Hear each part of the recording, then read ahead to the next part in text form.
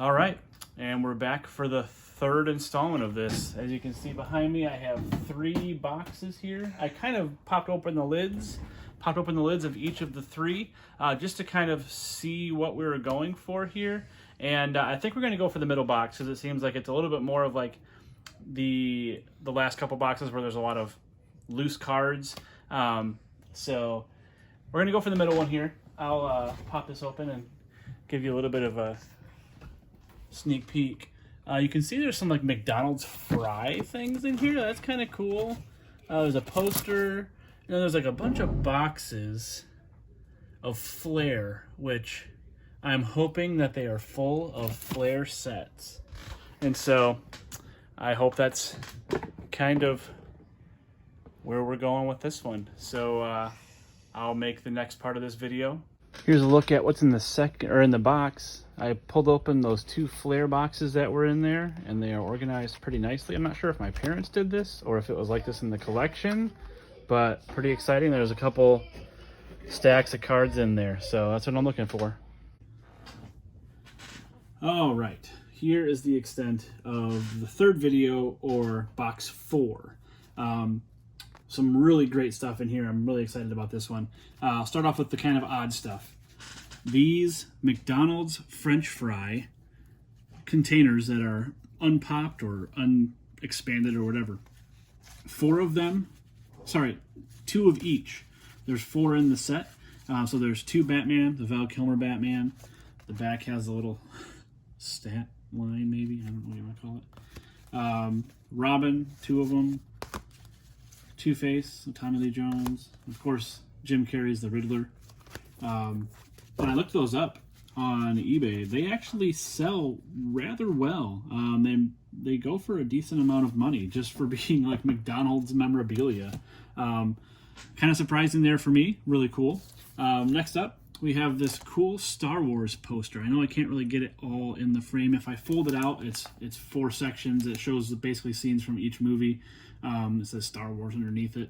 But really kind of a cool piece of artwork that we can get eventually framed or something. Yeah.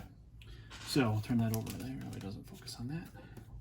But in this box back here, we have, believe it or not, yet another Spider-Man set from 1994. This one's in a jewel case, which is nice.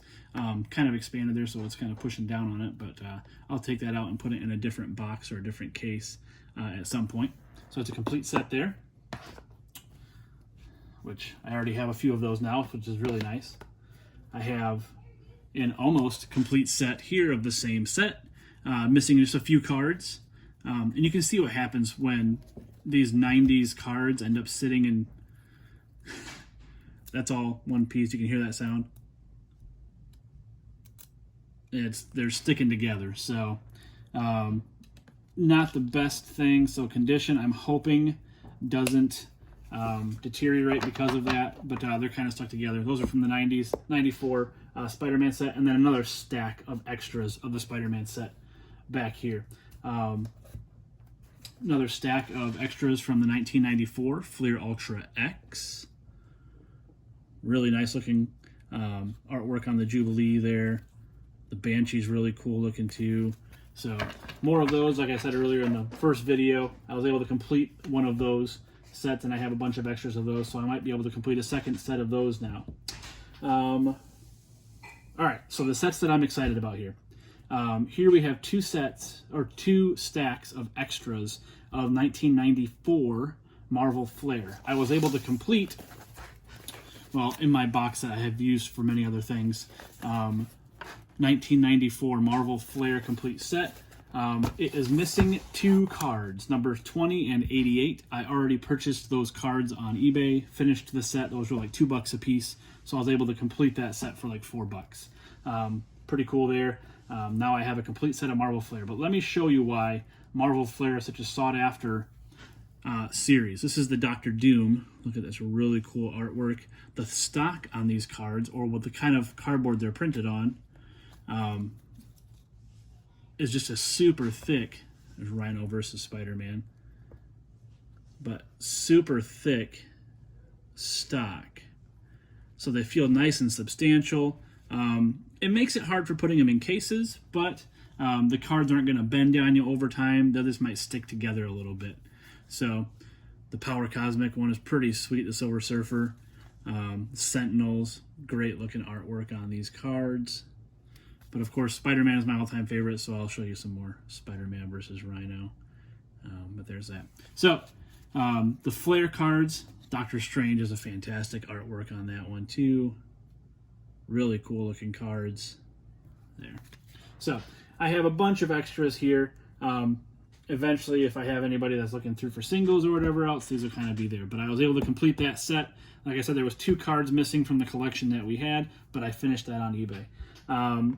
There was a nice amount of these 1995 Marvel Flair annuals. So same stock, nice high gloss finish. The artwork on this set is actually a little bit better, I think.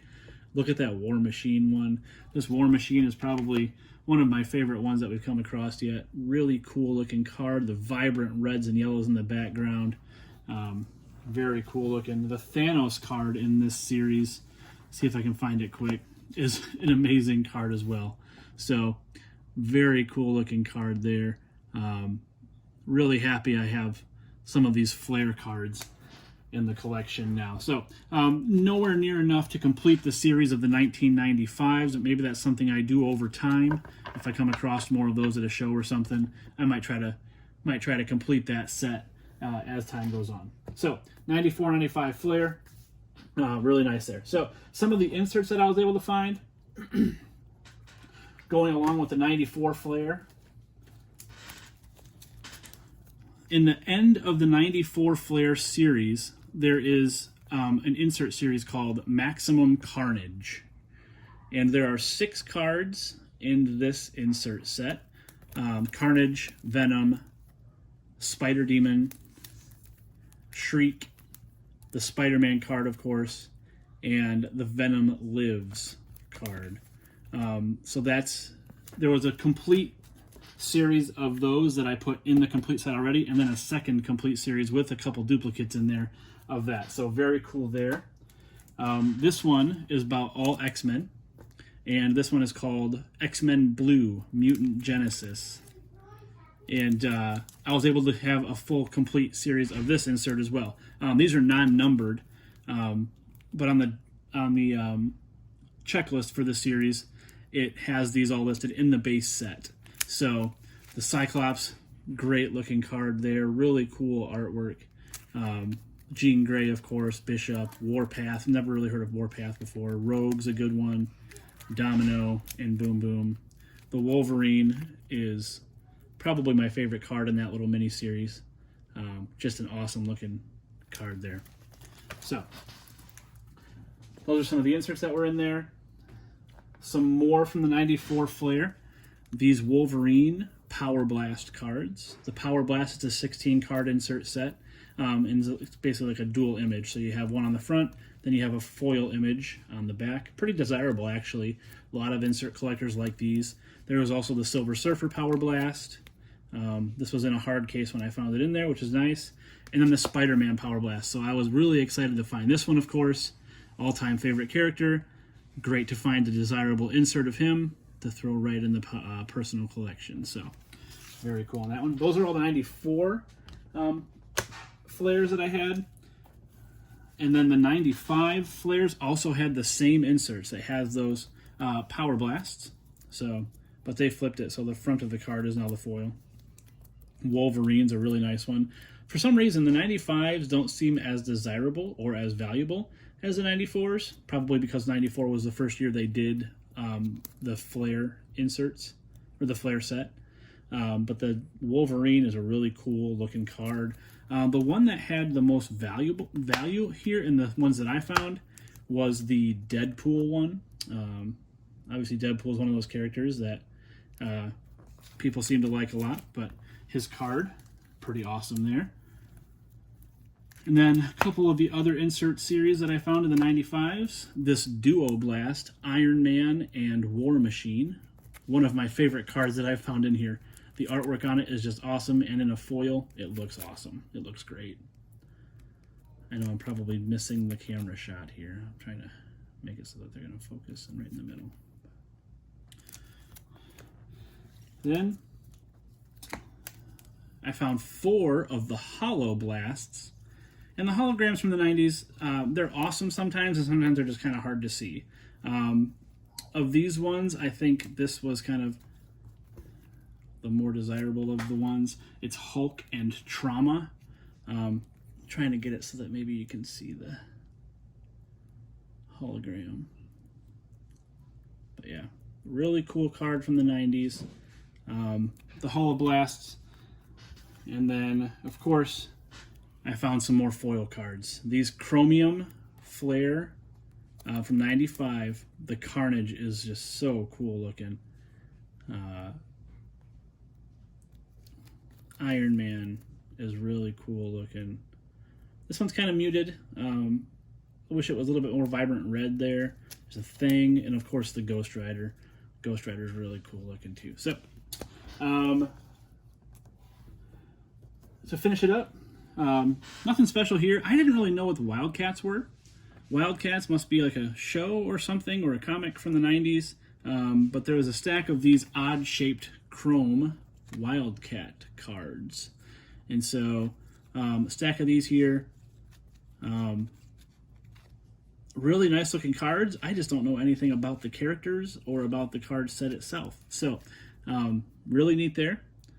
And when I looked them up, they weren't really all that valuable. Like the complete set of 96 cards goes for like $30 or something. So I'll probably just throw these in a lot on my table at a show.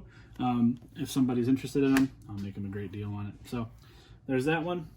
And that's it for this video. I really wanted to keep this one a little bit shorter. So hopefully I didn't talk as long as the first video where it was like 17 minutes. So I apologize for that one. But my goal is to keep these a little bit shorter and show you the good stuff that we're finding. So again, I thank you for watching, and see you in a little bit.